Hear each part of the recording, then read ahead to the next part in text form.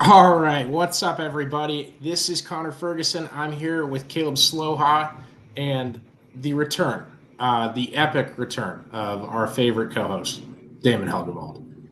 We will get to him. We will get to the NASCAR Championship weekend. This intro is going to be very short, I promise. We're going to preview it all. We're excited for it. We're maybe going to talk some of this charter agreement. We're going to talk 2026 playoff format for sure, and can't wait to get into it. So thanks again to Chris Weiser and the Weiser Properties. They hopped on during the Knoxville Nationals, made our biggest 10 days of the year here at Always Race Day just a little bit bigger. And we appreciate Chris. We love Chris. We love the Weiser companies. We love what is in store, what's coming up. And I just did that whole thing and didn't cue this, but I got it ready to go now. So here we go.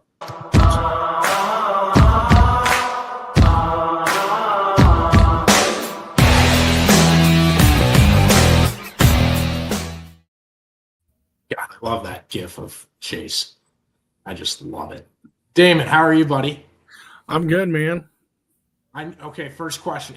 Everyone that has listened to us for a long time knows this. I need a bowling update. How good is Columbia bowling doing? How's my Chris Bryant prospect? I forgot her name in that song. We'll find out. She's still around, or has she? No, she's gone. She graduated. That's better than the portal. At least we sent her out on the right note. Yeah. No, we'll find out how good we are this weekend. We haven't gone out yet, so we'll find out if we're any good this weekend. Heck yeah. I love it. I love that you're back. I love our energy together, and I think every show you're on, you grow. And I'm not just schmoozing you because we got you on tonight. But Damon's super busy. Go ahead. I said it sounds like you are anyway. Well, Damon's the head women's bowling coach at Columbia University. He's a big deal. Not every day you get a head coach of a collegiate athletic team on any show, let alone a racing one. Yeah, I guess that's one way of putting it anyway. So I did this update on the Dirt Show too, but I started a job at KXNO on the radio downtown. So if you like stick and ball sports, I tweet out the link you can listen live. There's a podcast feed on Spotify, and that link's on there too. So button pressing really tough. I'm figuring it out, but it's really I had a rough Wednesday. Caleb, how are you? Busy. It never ends. It seems like all it does is get worse. So now I don't even have a wife like some of us over here. So yeah. Oh, congrats! I have texted you congrats and all that, but I did not say it on here. How was the wedding? Oh, it was a good time, by the way. Thanks a lot. No, I was out of town the week. I think my best friend had his wedding the same day that you guys had yours. And so it would have just torn me apart. Yeah. Everything happened that same weekend. I think there was so everything racing-wise that I could drive to was the same weekend. Both the Kansas Cup race and the drag races in St. Louis had Iowa State home game and Mizzou homecoming all in the same day. So, God. Yeah. So, all right, we're gonna get at least 2 out of the 4 of those next year, man. You all right? Yeah, it was definitely something. But no, it was fun. It was a good time. And yeah, it was great to see a lot of people that we haven't seen in a while. Heck yeah. All right, let's get into it. The NASCAR championships are this weekend, the final year ever. And that's confirmed. Last year ever of elimination championship races. What? It's not confirmed. It is. Per Jordan Bianchi. There you go. Well, that's if good. You don't trust Jordan. I'm not saying that I don't trust him, but per guy that doesn't make decisions or announcements on behalf of NASCAR does not count, first off. And second off, let's not say ever, because we don't know that either. They haven't announced a format. Let's be for real. Let's be for real. Earlier this year, it was, we will never go back to full 36. And then all of a sudden, we might be. So I will not say ever. I mean, the schedule was literally released with this format. So I think I have the the least bit of influence on it, and this is definitely tipping the scale. But I think the Lucas Oil late models have more momentum to go back to a winner-take-all final race than NASCAR does. I don't know. I mean, I can That's definitely see it happening, but yeah, I mean, it just, I don't know. We'll have to see. More than likely, there will be some sort of change. And I think if you look at 2 out of the 3 potential championships this weekend, everybody pretty much says like one guy should be taking the trucks and the Xfinity championship. If that doesn't happen, and that just proves the troubles that this format has. Yeah, and I wrote down a Jordan Bianchi quote from a podcast he was on this week. It says, if you want a 36 race championship, you don't want to see Corey Heim or Connor Zilisch win this weekend. If they lose, people are going to go irate. And before I say that, I was going to mention Zilisch being out 2 races and what that would do, but I think he's had such a whoop on. I think he'd still be in front. Well, the 2 races, 2 races he was out. Was it 2 or was it 1? 1 for sure. Well, technically, I think it was started the other one. Yeah. So that's fair. Only 1 race. So the 1 race that he won, his car won. So that's another feather in the cap. Yeah. So yeah, I mean, it is going to be. I said it last week, but it's going to be a travesty if those guys don't win the championships, because it's not even a case of like, well, they were pretty good this year. Like, they lights out have been way better than the other 3 that they're competing against. Well, I saw something the other day. Corey Heim has more wins this season than the other 3 guys have in their career. So yeah, even Siri agrees. Siri knows. Not to mention and it's still sad he doesn't have a ride, but it's hard to dominate in the truck series. I think it's harder to dominate there than the Xfinity series, just because of how much chaos there is in that tour. Like, every year there's guys losing their minds, wrecking. Sam Mayer kind of took the torch back for Xfinity this week, but it really is. It's difficult to dominate in that series, and he has completely fulfilled that. And what more does he have to prove? Is he going to be the new is it fair to call Matt Crafton that veteran guy like Todd Bodine was back in the day, where it's like, this guy's really good and just stays in trucks? I don't think he's going to stay in trucks. I think there's opportunities for him. Listening to the Door Bumper Clear podcast with Bianchi this week, I think they made a good point that he's just caught it at the wrong time. Like, everything right now is at the wrong time for him. There's a lot of contracts up next year. So he's going to fill a seat. It's not going to be a full-time ride in any of the series, but he'll run probably all 3 series next year, and then he'll have a seat for 27. It's just the time this year is terrible. I just don't understand why you wouldn't have him be back full-time in the truck then, at least. Like, I don't know. It's just weird how there hasn't been any conversation. There's nobody He's not full-time in the truck next year? No. There's been nothing. And that's what I'm saying. Like, there's nobody from Toyota or Joe Gibbs has even came out and said, hey, we know, he's kind of in this bad position and we don't really have a seat, but, we're committed to keeping him. And, but there's been none of that. And it's weird. It's so weird. And it scares me a little bit for Heim. I don't know. I mean, I think he's got the talent, and he's got to move forward at least Xfinity Cup to see what he can do in a good ride there. But it is very weird to see that much dominance, and nobody really seems to be behind him. Yeah. I hadn't thought about it from like a manufacturer's point of view, where they haven't come out and said anything. You just kind of assume, right? Like, he's been given Toyota rides in all 3 series. He ran the Sam Hunt deal. I think that was the ride that they were hoping he would be in for next year full time. But then I'm guessing the funding wasn't there, and that's how, Harrison Burton got it, was because the funding was there. So I don't know how that all came to place, but that's a tough spot to be put in. The guy's won and should win the championship this year in the trucks, and you don't have him in a full-time ride of any sort next year is kind of asinine. But I don't know.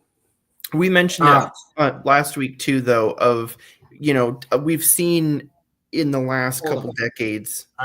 So J-Ski, and I swear by J-Ski, their 2026 team chart does have him in the Tricon truck for next year.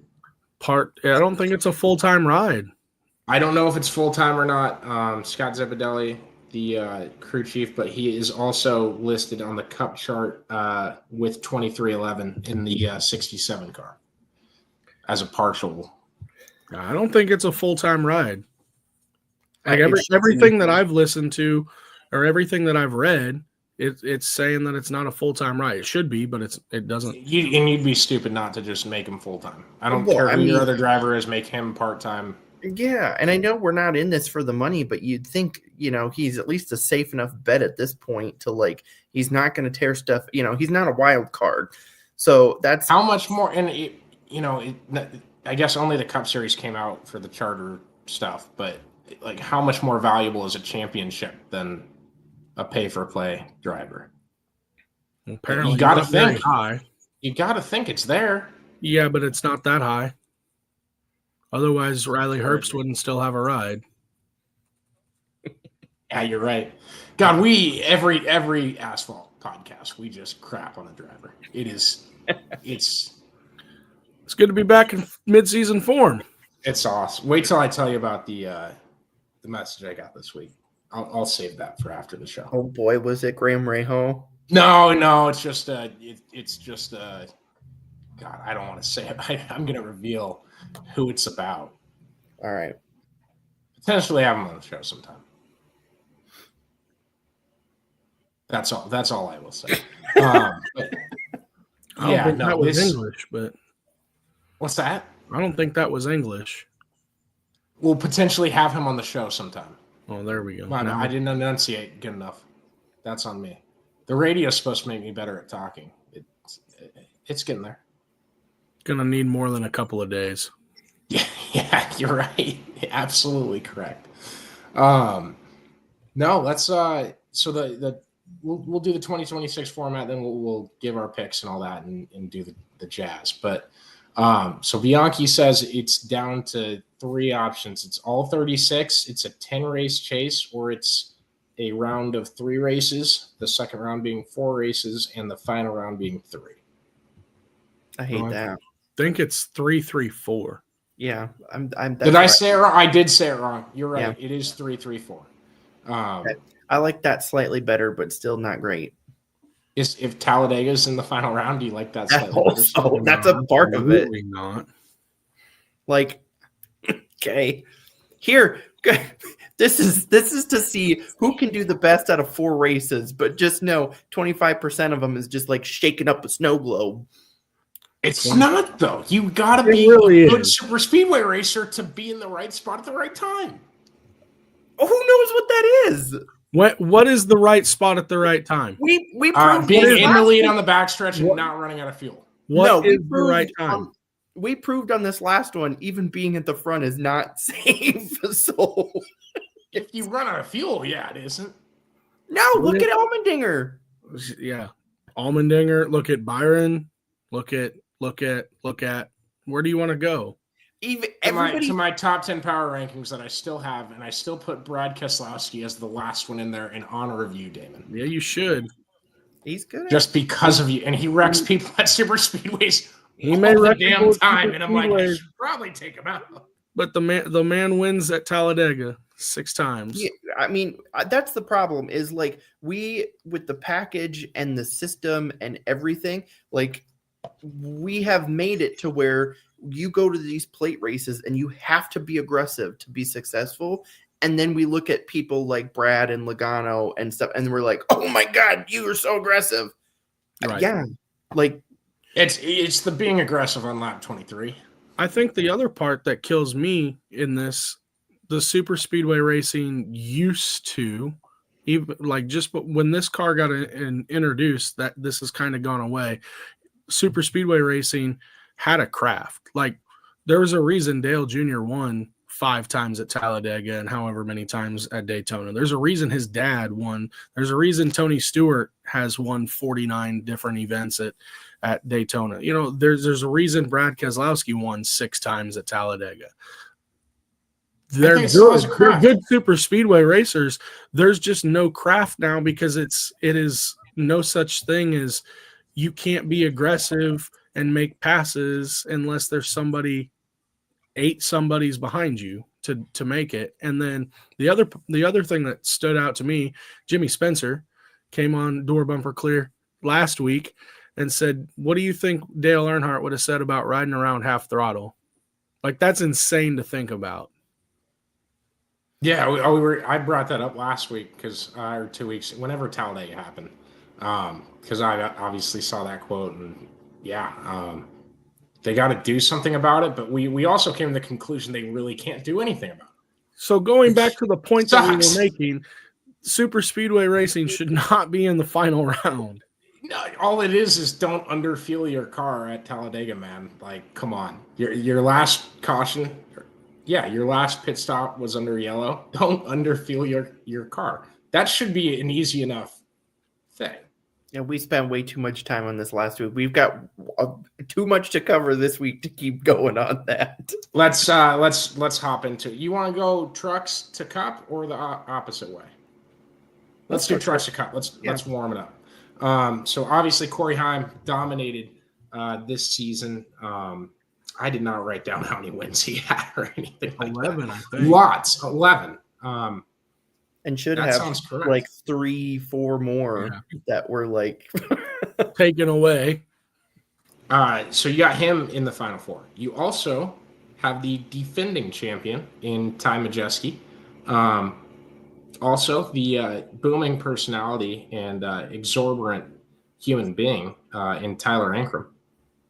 I don't think I've ever remembered a soundbite from him, by the way. That was what that was in reference to. And then Caden Honeycutt, who got fired from Nice Motorsports for looking for a ride for 2026 and is in Stuart Friesen's number 52 truck. And, man, if I had to cheer for anybody this weekend, it is Caden Honeycutt, bad to the bone. That's your pick? Is that your pick? Well, I had this talk with myself. He teed it up. Such an idiot. That down the fairway, and then he was like, "Well, if you don't Shank. Corey Heim and ball hit a rabbit and went off the course. On the record, my pick is Corey Heim. I'm rooting my ass off for Caden Honeycutt. It was just funny because you said Caden Honeycutt, and then there was a long pause. Like that was like, dude, I think way too much about the picks I make. So I'm doing a hockey pick on the radio, and Lucas asked me about it, and I think I said I'm having some trouble. We're in a spin cycle right now. It's not going good. 30 seconds later, I was like, I feel great. I feel great about this pick. This is going to hit for sure. I'll do it like how Josh would do it. So I'll be like, well, my pick is Corey Heim, but I definitely think Majeski could do it. Tyler Ankrum, he could probably get it done also. And then, of course, Honeycutt is in there too. So now I think Josh and Noah did pick Corey Heim. And spoiler on their Xfinity pick because it's the smart one as well. I don't know if they've actually publicly stated this, but I texted. I'm here. Oh, do you want? Okay. Do you want this? I just said I need your picks. That was probably a bad visual. I didn't let it focus. Well, so you can't I just texted him saying I need your picks. Yeah. I included the drivers that were eligible for picking, just in case they got confused. Yeah, I mean, you'd be a fool to bet against Corey Heim, and the traditionalist in me wants Corey Heim, so that's who I got to go with. But if there's one guy that I definitely do not want, if I'm Corey Heim, the one guy I don't want to see battling with me is Ty Majeski. Can you put a graphic together with everyone picking Heim and Zilich? Sure. I mean, and we'll put everybody's on there, but just make sure you keep track of. And I'll send I'll send them all to you. But yeah, I mean, that'll be really funny, especially if you make 3 separate ones, so that I can tweet if either of those two lose that we all picked them. Yeah, there you go. Maybe I should pick Honeycutt to be smart. Maybe I should be the one guy on there that like comes back and brags about the pick he got right. I mean, listen, that's the deal with this one race format is it could easily happen, but hey, Brett Moffitt fan here, I'm with you. I know. Yeah. But yeah, so I'm going with Heim, but I will say sleeper pick. Majeski is, they could get it done at any time. So we'll pass it over to Damon. Yeah, you hit it with Majeski. He's really good at Phoenix. Like, it's the reason he's won a championship. He's really good at those flat tracks, and he has the capabilities. If there's anybody to beat Heim heads up, it's going to be Majeski. With that being said, it's Corey Heim that's going to win. The traditionalist in me says the same thing. Like, it would be the worst possible scenario to see what Corey Heim has done to the Truck Series this year and for him to not win it. Could you imagine what Friday night social media would look like if he does not win this championship? Yeah. I don't even want to put that out there right now. I'll put my phone down. But I'm not looking at a damn thing. I will be at a high school football game on the radio, and I'm not going to look at a snippet of Twitter if Corey Heim loses the championship. So I'll text you, don't worry. I like Heim, and there's probably out of the entire playoff format for all 3 series, even Larson's run in 21, this is still more deserving of a championship than any other series of any other year dating back to 2014. Agreed. What are you saying? He deserves to win a championship. He's okay. Gotcha. Okay. I was made that pretty clear. The format's delivering more. I heard you wrong. That's totally get that. That is that race 6:30 p.m. Central Time, FS1 on Friday night, and then Saturday at 6:30 as well, Central Time on the CW. We have the Xfinity Series Championship. And we will spend more time on the Cup Series. I promise you guys that. Connor Zilich, obviously the favorite to win. Justin Allgaier really good at Phoenix as well. And then the 2 underdogs there are Jesse Love and Carson Kvapil. What do you guys got in this one? I mean, I think you definitely have to look at Zilich. But yeah, Allgaier would be my Majeski of the series, and the aspect of he is really good at Phoenix. He is the most veteran. You add up the other 3's ages, and it might equal out to Allgaier's age. So, I mean, I think he's going to be a strong threat too. Me personally, Jesse Love is my favorite driver to root for, so it would be kind of cool. But then Carson Kvapil would just be like oh no, what have we done? Yes, it would be the Daniel Hemrick championship from a few years back is exactly what this would turn into if Kvapil wins it.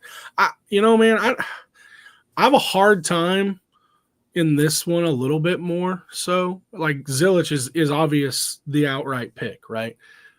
But Justin Allgaier is so dang good at Phoenix, and Zilich's only other trip there in the spring, they ran 16th. So they weren't very good in the spring. And I know you can only take so much into account, spring to fall. But Allgaier is going to be tough to beat if he's anywhere in the same ballpark as they were last year when they won the title.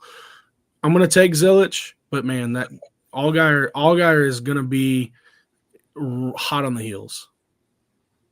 Yeah, and I definitely agree with that, and it wouldn't be, I don't know. The biggest thing I think Allgaier has to worry about is being in his own way. Yes. That is something that demons he's faced every single year in his 47 years in the Xfinity Series. It almost cost him last year. Yeah. He had 3 penalties last year in the race and was able to overcome them. Yeah. So, and that's just saying right off the bat, 3 penalties and still winning the championship tells you just how good he is at Phoenix. He shined when the lights were bright. That's not always been the case with him, though. That's the thing. I know. That's a quote from Mamba, whatever he goes by. He's NASCAR. Speak that guy's name on here. He had some tweets. It's a good thing that I am not on here on a regular basis right now. Oh no, I would have loved it. I would love it, and I hope someday I can pay you to be on here on a regular basis so that we can have you live. He has violently defended it on social media, and then he's responded to DMs with the same thing. So it's not like it's an act or anything. Trust me, I know. Those guys. I don't know if that's just because I'm not on here doesn't mean I'm not on Twitter. I'm explaining to the comment. My aunt's listening right now. Hello, Aunt Karen, Uncle Jim. Thank you guys for tuning in. Hi. Welcome. Heck yeah. But yeah, it's like I did like this format. And like, if I had to pick a driver, I'm picking Chase Elliott. I think you guys know that. I'm picking Kyle Larson. I think he's going to win the. But just NASCAR in general. I'm just saying, like, Kyle Larson, my drivers that I like have done well in the format. I have no reason to despise it, other than your driver would have done better in the 36. What's that? Your driver would have done better by now in the 36 format. I know, and I don't know. And that's coming from a Logano fan. I got to ask you an Alan Gustafson question in a bit, so we'll get to that. But I always liked this format. I thought it brought like the casual fan closer, and then we could go into championship weekend, and it's a winner take all like that. How can you get more exciting than that? And it hasn't done that. So I thought I'd be more sad to see this format go, and I'm probably now with everybody else. I could deal with less people on social media bringing it up, but I suppose you got to bully them online to get your point across and get things to actually change. So I completely get it. If it was Zilish is my pick also. If it was a deal where like we were guaranteed to go into the Final Four with like the top 4 in points or the top 4 most wins of the season or something like that, that'd be one thing. But like we just talked about in Xfinity, like you've got Allgaier, who is fierce throughout the year. He is a previous champion, veteran. He's always up there, yada, yada. Zilich has the most wins, clearly. Love has been up there. He's got to win this season. But it's like you've got those 2 really strong drivers, and then you've got 2 other ones over here, and that's the problem that you run into. I think it's even worse in the truck side of things. You've got by far worse. You've got Ankrum, who has 1 win on the year, and you have Honeycutt, who has not got a win, and you've got Lane Riggs, who will just be racing the race, and he's won 3 times this season. Yeah, and that's the problem where I think the format falls apart, because sure, have a winner take all, but like the people that have to be in there need to be deserving of the championship. You shouldn't go back to square one with everybody else in points when the points reset. I've said this in our group chat multiple times. The SVG winning 5 races or 4 races, whatever it was this year, for him winning those, that's a great story. But when you run 25th every other race the entire season, or Harrison Burton last year, he wins, gets himself in at Daytona, and you run 30th every other race the entire season, you shouldn't be on the same stature as Denny Hamlin, as Kyle Larson, as William Byron. And I think those are 2 different things, because one won 5 races, right? I like the Harrison Burton story last year. People were upset about it. He wouldn't have made it he wouldn't have made it to the playoff if the 30th in points rule was still in play. Which first off, that rule should have been 25 from the start, and I don't understand the reason of taking it away. I'll never understand why they did that. Let me ask you this. You say you like the Harrison Burton win. Did you like it because it was a different winner, or did you like it because a guy that low in points went into the playoffs? I liked it. That move took balls, and he pulled it off, and it was epic. And now you're in the playoffs, and it didn't take out like a third place in the standings, Martin Truex Jr. Like that happened in the past. I think I would have liked it less had it done that. No, but here's the other thing. He was the Carolina Panthers getting himself into the playoffs. He was 1-15, but his one win got him into the playoffs. Dude, they won like 3 games since that podcast shut down. They're 3-1 in their last 4 right now. You're calling them a 1-15 team? You understand what I'm saying, though. Like, yeah, no, and if that's what I have a problem with. Did knock out Bowman? Yeah, essentially, and Bubba. I think knocked both of them. Yeah, that was stupid. But here's I don't my know deal. Exactly who knocked out, but I did like the Burton one. Here's my deal: is the format, whether it's the round of 16, round of 12, round of 8, whatever, we're not getting the most deserving all the time. And whether it's the top 16 in points all year long, I don't care if you've won a race or not.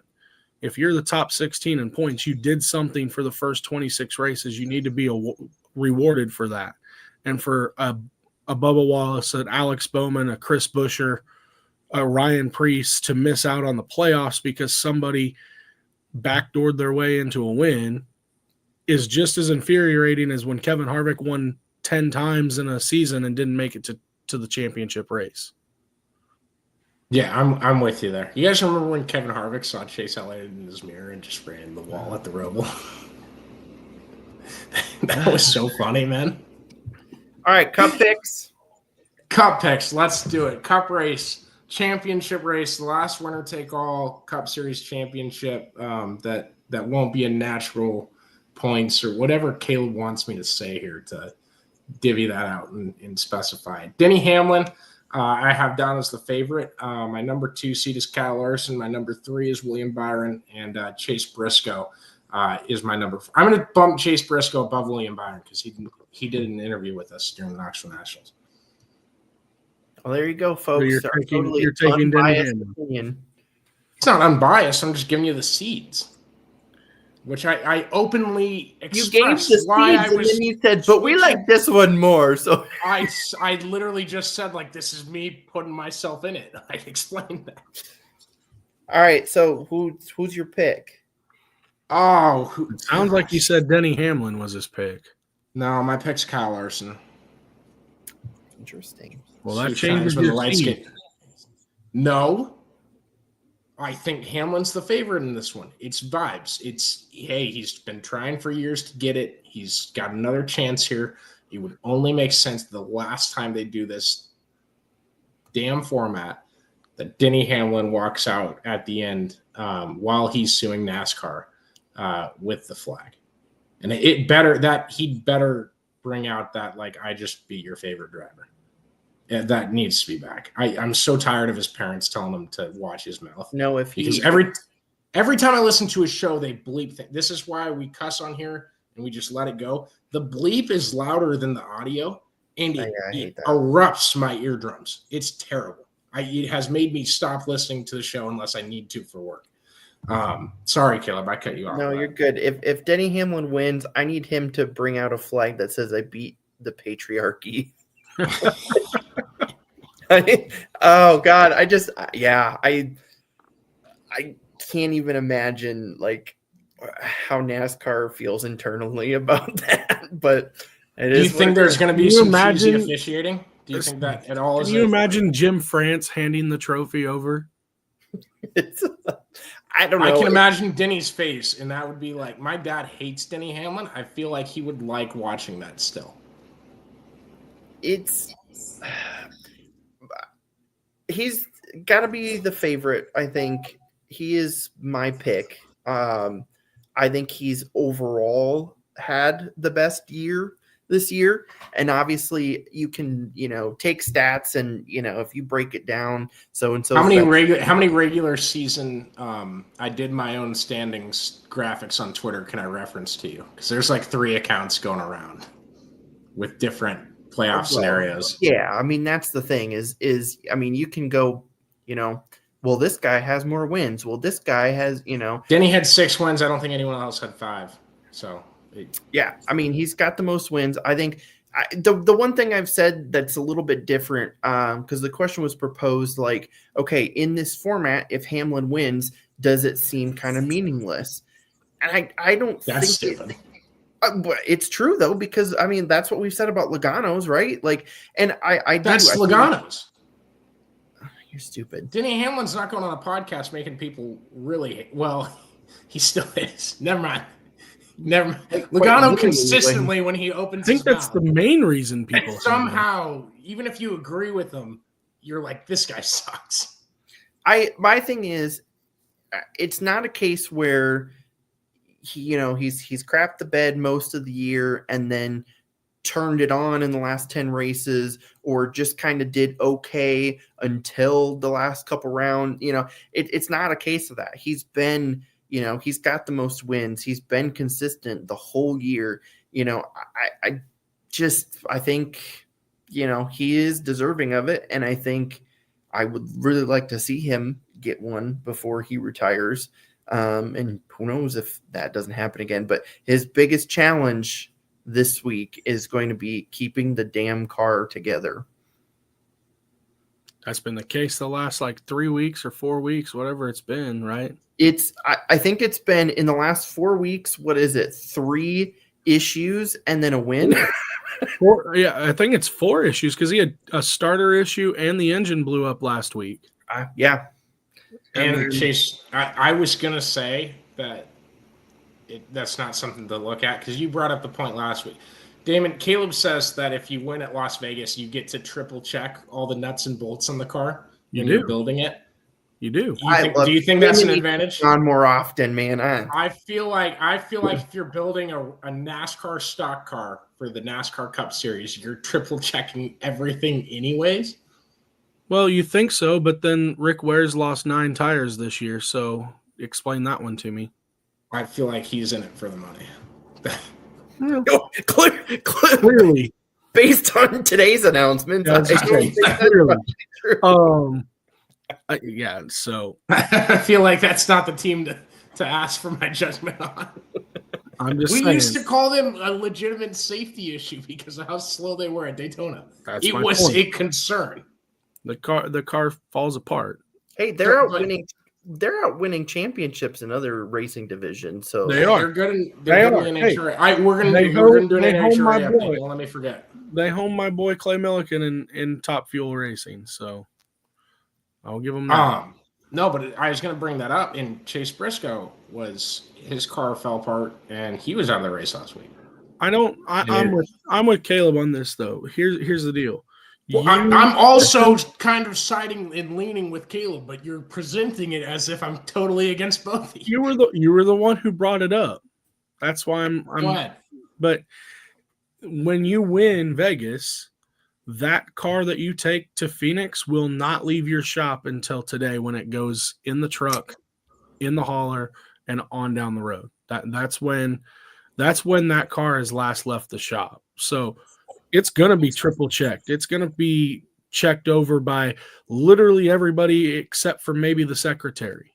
And even then they still might do it. Like that car is going to be well gone over. Whether the engine holds up or not is a whole different conversation because they've had to run this engine at another race this year. That was the part of the deal with the sealed engines is this motor has had to run. Whether that holds up or not is a completely different conversation. All right, let's get into this. Oh, go ahead.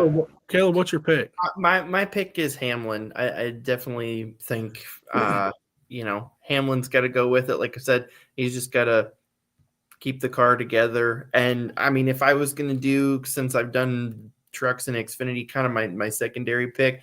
I mean, I'd have to say Larson is probably second most deserving of it. I mean, the homer in me is going to take Kyle Larson. Like, I want that to happen. We're all going to take Larson. Right? I want that to happen. But Denny winning it, be all right. I think Byron has a legitimate shot, though. Like, I really... Yeah, I think they all do. I think this is probably the closest thing to the most even race we've seen. I would say so. Yeah. I would say one thing. William Byron just came off of a flat track where he just kicked everybody's ass. And yes, he and Blaney had that run together at the end, but you look at the first 250, 300 laps of that race, and it was all Byron. So for me, I think if Denny doesn't come out early in the weekend and dominate, I would say it's Larson, Byron, and then Denny. Now, the question I want to pose to you guys is, if Denny does win, does he do a walk-off and call it quits? I can't imagine that he would do that. I mean, he's always said he wants to get to 60 wins. He's gotten the 60 win mark, and he's got a championship to go with it. He's a no doubt Hall of Famer the way it sits today. Yeah, it's a good question. He doesn't have, and this is a driver having a real high profile driver having a weekly podcast and talking every week, so you can kind of hear his tone of voice. And he doesn't have that, like, I'm going to call it quits after this year. Like, it feels like there's no doubt he's going to race next season. And if he, I was going to say, who are you going to get? You're going to go get Corey Heim to race the 11 if Denny retires. But I'm just like, saying, I really think, like, it doesn't feel like he's ready to do that yet. I don't think he is either. I don't think he's ready to do it either. But as Caleb mentioned earlier, if he doesn't win the championship this weekend, there may not be another opportunity. Well, the same thing can be said if he does win it. He may not, he might be like Jimmy Johnson at the end of his career and just completely fall off the face of the earth. I mean, I watched that Rolex. It happened, man. I have nightmares about it. It can happen. I mean, there's not very many people who will exit this sport on the top of their game. Jeff Gordon Do you think Jimmy to win a title? Kevin Harvick had a chance to win a title, and neither one of them were able to on their way out the door. Denny has a chance to win it on the way out the door. Harvick got affected by Jeff Gordon's replacement, so I love that I can bring that up twice. I think the biggest thing, and Brett Moffitt retired on the top of his game too. Oh God, he's back in sprint cars, baby. I think the biggest thing with Denny is he's almost got, and I don't know, I guess it could work both ways too. He's almost got his hand in too many pots to think that he would just say bye. Like, how do you go from being full-time for 20 years, a team owner, your podcast pretty much? I don't think he quits the owning deal, and I don't think the podcast goes away. I think he's still around the sport. Yeah, but from a full-time capacity, his podcast pretty much hinges on his experiences week in, week out of being a driver. So wholeheartedly, so it's almost like, I mean, he truly would go from like 100 to like 10, and I don't know if he's quite ready for that. But listen, crazier things have happened in this sport. Yeah, I mean, Carl Edwards walked away. No, he didn't walk. There's a tree line, and he walked into the trees and was never seen or heard from ever again. I saw him downtown the other day here, so he's really. He lives in Columbia, so yeah. Damon, get his number next time. Let's get him on the show. Yeah, no kidding. Yeah, that's freaking hilarious. But yeah, I mean, he really did just drop off the face of the earth for a while. He did. And he's slowly emerged the last couple of years, but yeah. To dive into all these guys a little bit further, Kyle Larson hasn't won since May at Kansas. What changes this weekend for him winning? I'm not worried about it. I think wins come naturally, especially when you're that good. I don't know. That stat isn't. I think what changes is they've been better here in the playoffs. Like, I agree. They haven't really been bad through the entire playoffs. Maybe the first race at Darlington is about it. Hendrick has been just mediocre the whole playoffs. They got to be saving it for Phoenix, yeah. Well, I don't know if they've even been mediocre. I mean, you think about it. Are you saying they've been better or worse? They should have won Vegas. Either Larson or Byron should have won Vegas. You're right. Byron kicked everybody's ass at Martinsville. They should have won Talladega. Yeah, they were leading on the last lap there. That's 3 races right there that that's fair. They easily should have won, and I'm not even thinking about some of the other. No, they were real bad at Darlington. They did win at Kansas. Round was rough. They did win at Kansas, even though they probably shouldn't have. They still won there. So, I'm not saying that they're going to come out and just completely, dominate this weekend. But Caleb compares to the New York Yankees and says that they should. I'm not going to say they're going to come out and dominate. I would not be surprised. I would not be surprised to see Larson or Byron, either one, come out and lead the majority of this race. I think that's something too, though, where like when we talk about Hendrick not doing as well, that means they're running 5th. Like, so I think that's something. But we're a 1, 2, 3, 4 team at Hendrick Motorsports. Okay, yeah. We. I do think when you look at Larson hasn't won since May, it's big. Kind of a big thing. But it's also it's Hendrick and Larson, so like at any time that could happen. Is it going to be this weekend? Time will tell. But yeah, that's something that you definitely have to kind of think about is like, okay, you haven't won in almost 6 months. it's kind of big. Tough. Yeah, it's big, man. You're not wrong on that. And that's where my foot kind of goes back to like Denny Hamlin, because again, like I feel like throughout the year he's just been, overall up there where like Larson came out strong and then he kind of dipped and he's kind of been coming back. But, I feel like Hamlin just throughout the year has been consistent, and even Byron too, has been up there all year. Yeah. Damon, I wanted to ask you about Lee Diffie's comments about how Kyle Larson's now more focused because the Knoxville Nationals have ended. That happened way earlier in the playoffs, but what do you think of those? I guess I don't have a comment for it per se. Okay. I thought it was laughable that a guy would even say like this other race affected anything he's doing. So here's my 2 cents on it. I don't think it has an effect one way or another, whether or not it's made him better or not. But when Kyle Larson races throughout the summer months, typically you look at his schedule previously to this year. This is the first year, and he's even said it himself, they've kind of dialed back the racing this year anyway. But you look back at his last couple of seasons, when he's been running a lot of races in a lot of different forms, he's also been winning on the Cup side too. So I don't think that has a lot to do with it. I agree. You gave this way too much of a political answer for saying that. If I was on here when Mama was talking, I would think about his ass. I think you got to think about it too, though.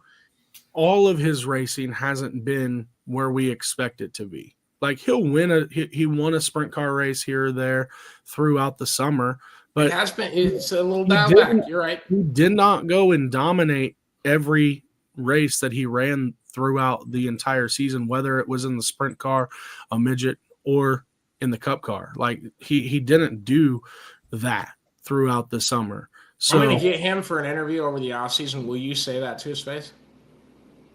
I think he'd say it to your face. Like he said it. Yeah, he would. He said it. He said it in interviews. I'm not that stupid, but he said it in interviews multiple times before. Damon's still probably salty because he was supposed to interview Logan Schuchart with me. In the episode before, I think he said like Logan Schuchart's just sucked this year. He's just been terrible. And then we interviewed Logan finally. And I told Logan about it beforehand. I said, I'm going to rip Damon I promise you he didn't mean anything bad by this, but I'm going to rip him and see if Damon listens to the show and gets anxious about it. Real mean thing to do. I interviewed Logan at Knoxville last year, so yeah. Well, he knows you didn't mean anything bad. You're welcome. Listen, we only speak the truth here on this podcast. I saved your relationship. Except if you're wearing a white hat. Want to know since I got it, Jake Ottinger. Yeah, well, you don't speak the truth, so. No, I just speak good about people that treat me well. And Chase Briscoe did an interview with us at the National Nationals. I think he's going to win this week. Not my pick, but I think he's going to win. He's not my pick, but he's who I'm picking. If he wins, I'll have a big win the race, but face. he's not going to win the championship. I'll be very happy. Oh, if you want to get into formats, I got a great idea, fellas. That could happen next year. That could easily happen. Connor's format will be if you are the you got to finish third exactly. Yeah, if you're like the second place guy, but if your name starts with Brett, then you automatically get 10 points. Oh yeah, if you're from Grimes, Iowa, you got 15 playoff points right in the slammer right there. You need to finish in 17th place, but you have to finish in the top 5 in both stages to win the title. You want to see a reenactment of that Cars 3-way tie? Third place wins the race. Jesus Christ. Are we going to dive into Burton and Mayer? Yeah, we can. I really want it. So Damon's got a heart out at 8. I want to ask Damon Chase Elliott he made the championship for 3 years in a row. Hasn't made it since 2022. Yeah.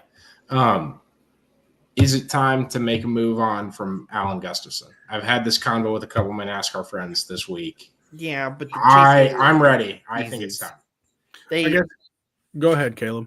Well, the Chase Elliott fans, the Chase could win 20 races, and the first race that he doesn't win, the fans are going to go, "Oh my God, Alan Gustafson!" Like they're in. He restarted third as they're talking about how well William Byron's car got adjusted during the pit stops to take off better on the restarts, and those two smoked him. He still didn't get third. Ross Chastain got third, and it was a restart with 12 laps to go. It took him 9 laps to get his front bumper on the inside of his car, and then Lee Diffie's talking about it like, well, if something happens, and I'm like, dude, there's 3 laps to go at Martinsville. This race is over. Right, but you watch the race. You watch the race back. Chase was better in the long run anyway. Like all 300 cars really were good long run cars. And when you're running a 12-lap sprint like that, it's going to take you 8-9 laps. And when you've got a moving barrier in front of you and Ross Chastain, literally, it's going to be hard to catch the other two who are also on rails. But to go back to the original question, I think Caleb's right. Like, I think he could win every race throughout the entire season, and Alan Gustafson's going to be the scapegoat. But I think that's anybody. I think that's anybody who is on Chase Elliott's pit box. If Chase Elliott does not win the race, it's everybody else's fault but Chase's. Yeah, you're not going after Jaquan Bailey that is changing tires and carrying tires, right? You're not going after anyone on the pit crew. I agree with that too. So I guess my question in turn to that is, who are they going to find that's better? Like there's Rudy Fugle, number 1. That's never going to happen. That's who I want. It's never going to happen. The only reason Rudy Fugle is relevant right now is because of William Byron and vice versa, quite frankly. Like those two are Rudy Fugle was a mastermind before this. I agree. Rudy Fugle was very hyped up before William Byron, and he is very much part of the reason that William Byron's up How there. many cup races has Rudy won prior to William Byron? Just look up his record at races. That's not the question that I asked. That's not the question that I asked. I don't know the answer, so that's why I answered it with what I did. Exactly. My point, though. Like, Rudy is a good crew chief, no doubt about it. Won a lot of truck races at Kyle Busch Motorsports and was really, really good. But he still couldn't get to the cup level, whether it was ladder or whatever it needed to be. He still wasn't there. William gets him, and now William Byron has taken off in his career. William Byron had Chad Knaus as his crew chief his first year and was barely relevant. Like, think about that. So to answer it, who do you go and get? You know, Greg Ives left Alex Bowman, and Bowman's not been the same since. You know, not everybody's pairing is going to be like Rudy Fugle and William Byron. Not everybody's pairing is going to be like Kyle Larson and Cliff Daniels. Like that. Sheldon Hodenshield and Kyle Ripper. Sure. That's not going to be the same for everybody. And there's not a whole lot of options within the Hendrick fold to replace him with. I'd go get like a James Franklin, get a Matt Campbell. Okay. I don't know. I mean, you can take a swing on it and get like an up and coming Xfinity crew chief and give him a raise and have that work. I just think it's the one thing that you can change, keeping everything else consistent. Because since the next gen's been introduced, Chase has been just a tick off, and you want to fix that. I think if you're Chase, you want to fix that. But I don't know what his relationship with Alan's like. I've always been an Alan Gustafson defender. He won some titles for Jeff Gordon. They won titles together, right? No. Never mind. I'm completely out on Alan Gustafson. No. Who was his crew chief when he won titles? Wasn't Ray Evernham? Ray Evernham that wasn't all of them. And Robbie Loomis. Oh, I didn't know that. Yeah. No. Okay. Because even Letarte didn't win a title with Gordon. Letarte was the other one. That's what I was thinking of. Okay. But Steve Letarte's not walking in that door anytime soon. So, yeah, it's a enough check. I understand what you're saying. I think Alan Gustafson and Chase Elliott partnership may have run its course. I mean, they've been together forever, literally, since Chase has been in the Cup Series. But again, who are you going to find that's better right now? I mean, if Rodney Childers can't get a cup job, this is why I brought it up to college football. It's the same thing. You go to a lower level. So, and I hate doing the G5 Power 5 thing. If you listen to me on the radio, you'll figure that out real quick. But you go to a guy who's at a Houston, not Houston, Big 12, out of South Florida, out of Memphis, out of UNLV, out of Kennesaw State, that's killing it. You go find one of those in the Xfinity Series or the Truck Series, and you go put them up there. Or you just go get a sprint car crew chief that just knows his way around a box. You imagine Tricky Ricky? I got my Rico shirt on right now. You imagine him working on Chase Elliott's number 9 car. Be a loss for sprint car racing, but be a big gain for Chase Elliott. I would say quite the contrary. Wow. Tell Ricky said that. I think Ricky's good at his job. He's elite at his job. I agree. Top 2. It's a different show, different time. Yeah. Come on it sometime. Talk about it. You got to go? I do. All right. Damon, thank you for joining us. It makes every show better. I love it. Damon, thanks for coming on and agreeing with me. Hey. Yeah, no shit. Can you take my side once, ever? I will. You just got to make better points. I'm just making fine points tonight. If fine. you make middle of the road, fine. Listen, you make better points next week, I'll be on. No, I saw you saw the shiny number 9 that I see when you looked at Caleb. You saw the Kyle Larson number 5 hanging right above his head, and you're like, I'm going that way. What? God. I don't know. I thought that made sense. Yeah. No. Not at wanted to agree with Caleb. You didn't want to agree with me. I get it. I will definitely try to be back next week. We'll put it that way. I get my friends on my show and they attack me. This is our show. My bad, Caleb. They attack me. Thanks for coming on, man. Yeah, you bet. Yep. See Appreciate you guys. See ya. Wow, Caleb's face is big. Yeah. I'm sure you like the big face. Do you got anything else you want? Sam Mayer, Jeb Burton? Yeah, man, we got to dive into this. Dude, when he got DQ'd, I thought Sam was in the championship 4. Well, you didn't get DQ'd. Well, he got DQ'd this week. He got suspended this week. My bad. No, he did not make the championship for whatever, but I don't know. People hated on his interview, and I low key I really enjoyed it. He said some things that I would say if I was interviewing after racing in the video game. Like that guy's barely fast enough to keep up with me and wreck me. But that was hilarious. There's so many people that were like, "Oh, that was a terrible interview." We keep saying that we want personalities from these people. So when they give personality, like, I don't understand then why we're going to complain about it. It's almost like a stand-up comedian set, and you got to be a little funnier. You got to throw a more on-purpose joke in there, and maybe like be self-deprecating a little bit. Like I fill out the Spire suit really well. Maybe if I lost 10 pounds, I'd be faster than him. I think the fans are just whiny, but they are. You're right. And then the algorithm spits that out because more people are going to react with a whiny tweet than they will a, tweet. Just I don't think anyone's out there saying like, man, awesome Craftsman Truck Series race, or Xfinity Series race. The programming was great. The broadcast was perfect, and I loved everything about it. I don't know how I feel about him being suspended. Sorry, hold on. I got to say hi to JoJo. I've been putting this off. The fans of the Dirt podcast will love this. So I know who JoJo is. I've drank beers with JoJo. He's a friend of mine, and I didn't know JoJo was who JoJo was.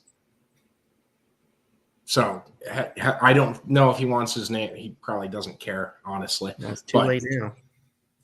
JoJo is watching. Our number one fan. Appreciate him the most. I'll see you at Chili Bowl this year, buddy. Sorry, go ahead. I don't know how I feel about him being suspended for a race, which probably was because he essentially admitted to it in his interview. But I'm like, if you can't intentionally wreck somebody, you can't go fight the guy because you're going to get penalized. Well, what are we doing? Like, yeah, that's stupid. So can you explain to the people what happened? And I was watching the race. I didn't have audio, and I read that on Twitter like 10 minutes after it happened. I didn't really take it in live. So essentially, towards the end of stage one, they had a restart, and Jeb Burton started in front of Sam Mayer on older tires. They go green, and essentially Mayer did what you do at Martinsville. I mean, he kind of pushed him up out of the groove. It didn't seem super egregious to me. It was a lot of like, hey, I'm a faster car.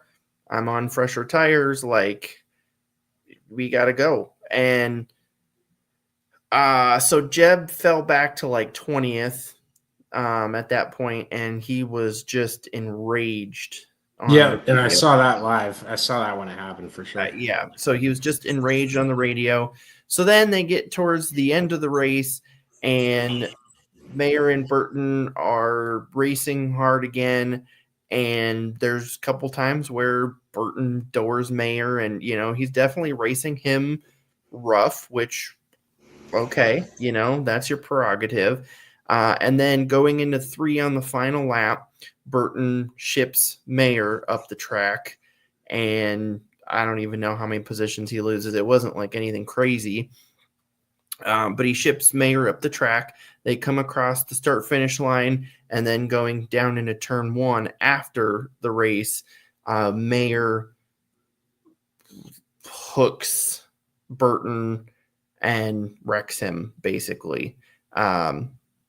So yeah, that was essentially the situation. And, then Mayer essentially gets, does his interview afterwards. And I mean, he says it like it was, and, admitted that he wrecked him. 'Cause obviously, he did. It was pretty obvious. And I'm sure that's what got him suspended. Yeah. And I didn't think the wreck was that egregious. I wanted to come on here and defend it, honestly, but I think if you open up wrecking people after the race is over, I think you open up a can of worms. I just think the problem that especially with precedent.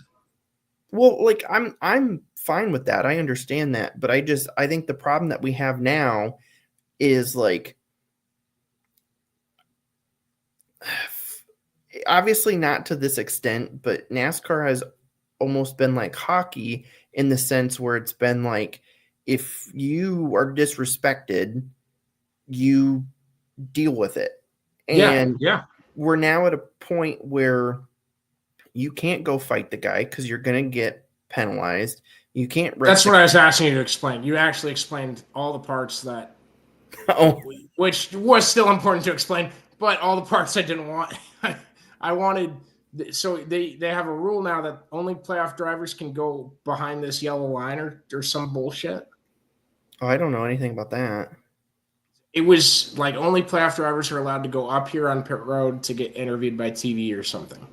Interesting. No, I haven't. I thought that's what I read on Twitter. Huh. Yeah, I didn't know anything. That was part of why those two didn't meet. That definitely could be.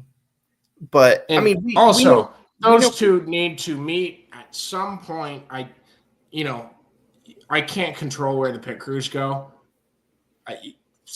Preferably without the pit crews behind them, but no one, if you're a good pit crew guy, if you're a good friend and like my friend's going to go get his ass kicked, I'm going to walk behind him. I'm going to walk behind him whether he needs my help or not. Right. But those two need to fight on camera after that race. Now it's immature and stupid if they fought tonight, right? If they met at Applebee's and fought in the parking lot. Right. But they need to be having a conversation, throwing punches with a microphone and a camera right there. Promote the crap out of that. You still probably got to suspend Mayer either way, but at the very least, like you get the entertainment aspect out of it. Well, and or make it something similar to hockey where, okay, if it's 1v1, don't touch them. Is that the? Well, okay, so yeah, like essentially let them go and talk, because normally what happens most of the time is there's some sort of, talk before a punch gets thrown. And so then it's like, if they're talking, let them talk. Nobody should, intervene. And then the moment that fists start flying, then it's like, okay, separate. And NASCAR needs to say, hey, if you're a crew member, the only thing you do is separate. You don't, They should spend more time keeping the crews away than they do putting I'm not calling anyone fat. I'm probably calling multiple people fat, quite honestly. But it's always an overweight guy in the middle going like this to the two drivers arguing. And it's like, surround the scene, get everybody else out of it, let them go one-on-one. As long as it's one-on-one and it stays one-on-one and no one's getting knocked out. And the second anyone gets punched really hard, you go in and intervene. That's how, if you go watch a hockey fight, if you go watch a normal hockey fight that isn't getting a ton of views on Twitter, that's exactly what they do. And if they're one-on-one, they let them keep going most of the time. Yeah, and I think it's to a point where it's like once they actually become physical, then separate them out because they've had their moment, whatever. Yeah, I mean, I don't want them to just go start fighting each other necessarily, because like Jeb said, he was like, oh, if I was going to go down there wasn't going to be any talking. Okay, whatever. But we don't. I mean, do it as long as the camera's there. We don't need any. We don't hear the talk anyway. Well, we don't need any of the craft and cheap shots. Like that's we don't need any of that. I think if someone's walking to you like that, I think I think you can find it. And if you don't know, I mean, man, let me teach you something about fighting. I feel like it should be pretty obvious. And I get what you're saying with the sucker punch, but still a sucker punch. Like that's still content. That's still really entertaining. It is. I think we're at a point now where it's like, okay, you get penalized if you fight, you get penalized if you use your car. And I mean, I also hate to say it too, but it's like the car is kind of a natural equalizer in things. So like you take Austin Hill. Who's going to go fight Austin Hill when he's being a moron? Nobody. But you can use the car. I think there's a few in the Cup Series that would have decent. Okay, well, not in Xfinity is what I'm saying. I know. But Jesse Love's going to kick his ass. Well, they're also teammates, so you know. I picked the worst. My bad. Connor Zilic is going to climb on him. But yeah, I think these guys are kind of at a point where, like, what are they supposed to do when a guy is disrespecting them? Because they're going to get penalized either way. So I think that's kind of rough. Personally, I mean, I'm kind of biased to begin with because I think Jeb Burton he thinks he's way better than what he is. I think he's the salt of the earth. We just hadn't disagreed yet, so I wanted to make sure I threw that in there. Yeah, I just he thinks he's a lot better than what he is, and I mean, I think there is a lot of truth to what Mayer said, and that doesn't necessarily make it okay for what Mayer did, but yeah, I mean, it's going to be an interesting deal, and now we've got Mayer sitting out, Solowich is sitting out again this week. That's just concussion protocol stuff. Like, there's no reason to throw him in there. I think you're locked into the fourth spot of. Well, he was his ride full time in Xfinity. Mm-hmm. Okay, so you're locked in wherever they are in the playoffs to that fourth spot. Well, so yeah, and at that point, I mean, there's just no use in making your brain soupy. I mean, yeah, no, I just don't take the risk, right? It's not NBA load management, but it is absolutely like stay healthy, and no reason to drive a race car this weekend. So Bonsignor will be back in that car for Phoenix, and Wheeling. No, he didn't win the Wheeling Championship. The Wheeling champion was like Rowdy Beers or something. What's his first name? Austin Beers. Rowdy Beers is a Florida international football player. My bad. So Bonsignor is going to be in the 18. You didn't even give a congrats to Austin Beers, but go ahead. Rowdy Beers, as you would say. I at least knew his name, so there's that. Rowdy could be his nickname. And then Ryan Sieg is going to fill in for Sam Mayer.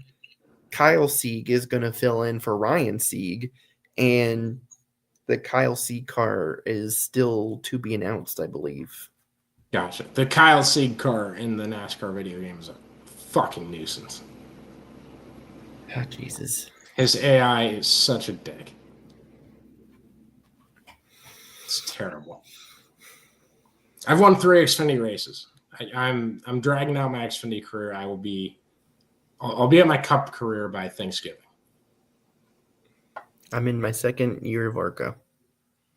You took a second year. I'll probably end up doing 3 years of ARCA at least. Why? Because I'm gonna do like a straight, like as realistic as I can. Like my friends, a bunch of them went out, and by the 5th race of their first season, they had level 5 parts. I'm like, what career have you ever seen where a guy goes out and has 38th speed, and then the 5th race, all of a sudden he's battling for wins every single week? Like, that's not how I signed with Mason Mitchell Motorsports in my hypothetical mind, and so then I got that. Yeah, okay. I was also dating a girl that had a rich dad, and that helped me. And then I came out as gay in the off season. So, no, then you would have lost your ride. Well, I went to the Truck Series. Well, then, so the deal is, if you're gay and you make, just a 2 or 3 truck starts, you're forever a NASCAR driver. That's how it works.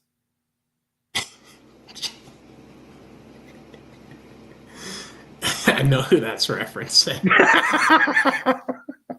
God damn. This show's just going to attack everybody. Someday, I think our white whale's Joey Logano, and I'm just going to attack him. Love you, Joey. I appreciate he's had some funny interviews. If you listen, he's saying stuff about the playoff format about everyone knows the rules going in. Those are the rules, and we took what we got and came out with a championship, and I'm not sorry about it. And I'd love for this format to keep going, and I love it. Like it very much is like the guy you least want to agree with being so agreeable. No, he went on Pardon My Take a few years ago, and Big Cat, this grown man, two grown men talking to each other, and Big Cat asked him if it was okay to call him Slowy Slogano, and Joey looked back at him with like the straightest face in the world. It's like, I don't think that's funny. And I hate when guys that aren't on a stage, especially, are like granted this spot on the show and like put the interviewer in a spot like that. And I'm like, you just come off like the C word they use in Australia. I'm not torqued up tonight. I won't use it on the show. But seriously, I mean, I want to ask him about that too. Like, you couldn't handle being called Slowy Slogano for a fucking 45-minute interview? Are you kidding me? Don't be a bitch. And he'll just sit there and just continue being a bitch. That's my beef with Logano, if anyone wants to know. But yeah, if we ever get any of these drivers on that we shit on, it's gonna be fun. We'll put it on the goal list. There you go. All right. Well, thank you guys for tuning in. I'm doing a new thing where I play the outro on the way out. But if you are at all interested in partnering with us in any way, we have the lowest sponsorship prices in the world. I promise you. Let me know. We can find something. We can find something to do together. And yeah, my Twitter DMs are open, but I think my email is in my pinned tweet. And I think there's one in the Always Race Day pinned tweet too. So thanks again to Chris Weiser. Thanks again to shout out JoJo and everybody else for watching. Jim, Karen, love you guys. You got anything else, Caleb? Nope. All right, let's see if I can do this right.